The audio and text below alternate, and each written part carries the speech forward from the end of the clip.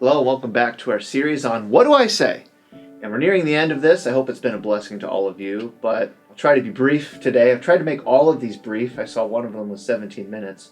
You're welcome. But I try. But I will try to be brief today, but this one is important. It's very common.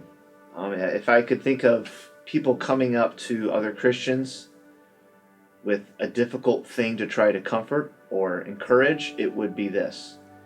It is the most common vice, the most common ailment of man. In our sin nature, it is I like to call it our default setting. And today, it's about what do I say when someone is afraid? When they're afraid. Because again, fear is our default setting. As people, we had perfect fellowship with God. Think about that in the garden. But the moment that we severed that connection, when we lost fellowship with Him, the very first thing that entered into the hearts of Adam and Eve were fear. And that is prolonged till today.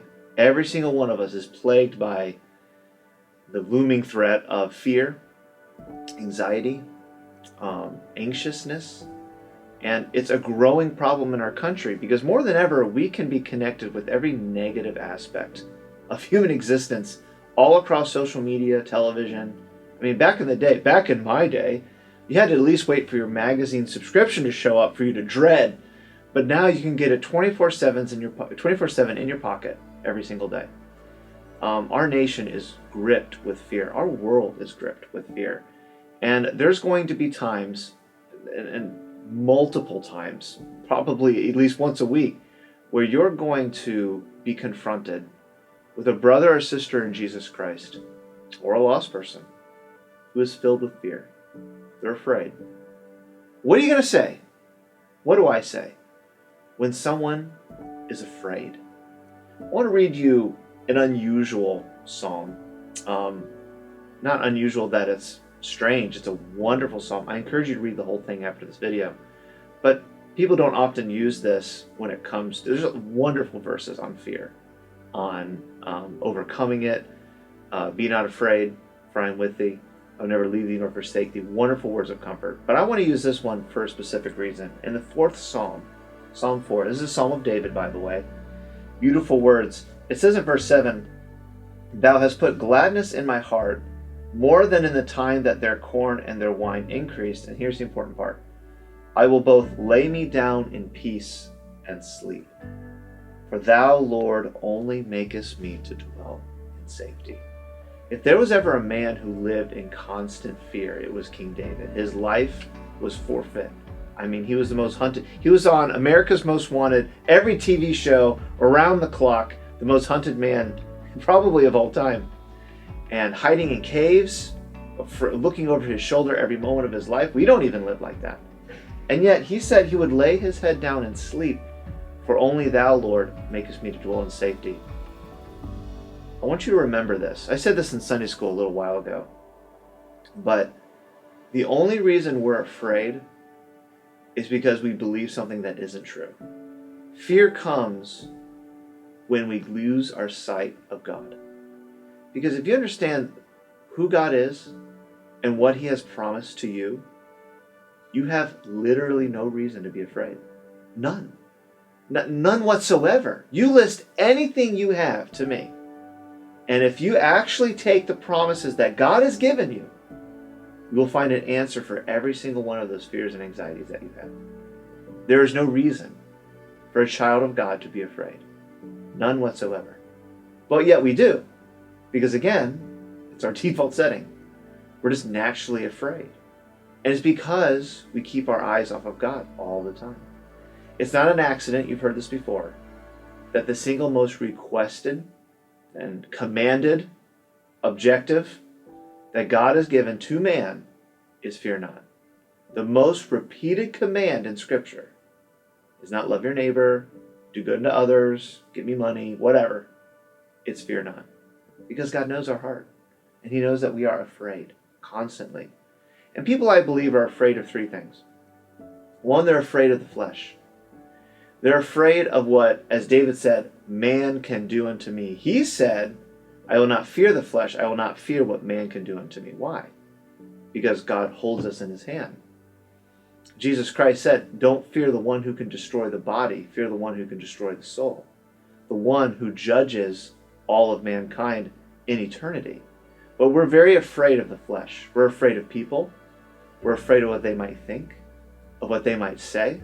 We think that our security, our happiness, comes from others.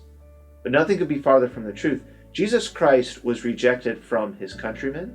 He was rejected from the people who were supposed to read the law and know he was the Messiah. They rejected him. He was rejected from the people who were supposed to uphold the law, Pontius Pilate, people like that. And he was rejected and forsaken from his own friends. And yet still he stood for his Father. Still he did what was right. Still Jesus was unwavering and did not fear. Why? Because his security, as David just said here, was found in the Lord alone. Some people are afraid of the flesh. Some people are afraid of failure. They're afraid that their life isn't going to consist of the things they think it should have. What if I don't get that job? What if I don't make this career? What if I don't finish college in the way that I think I should? What if I don't have the provisions that I need? What if I am not the person that I plan to be 10 years from now, etc.? They're afraid of failing. But you have to understand that God ordains your steps. It is God who leads you and guides you. And when you're dealing with someone who is afraid of disappointment, afraid of failure, afraid of not measuring up, you remind them that almost every single person in Scripture had a plan for their life and God completely turned it around. Paul had a plan. Daniel had a plan. Joseph had a plan. He just got a nice coat. What did he do wrong? And all of a sudden he's in a pit, and he's in Potiphar's house, and he's in prison, and then he's in a palace. God ordains our steps. But the problem is we're afraid. We're afraid of where life may lead us, which leads to the last thing. We're afraid of the flesh. We're afraid of failure. And finally, and this is really the important one, we're afraid of the future. We're afraid of what's going to happen to me down the line. What if I lose that loved one?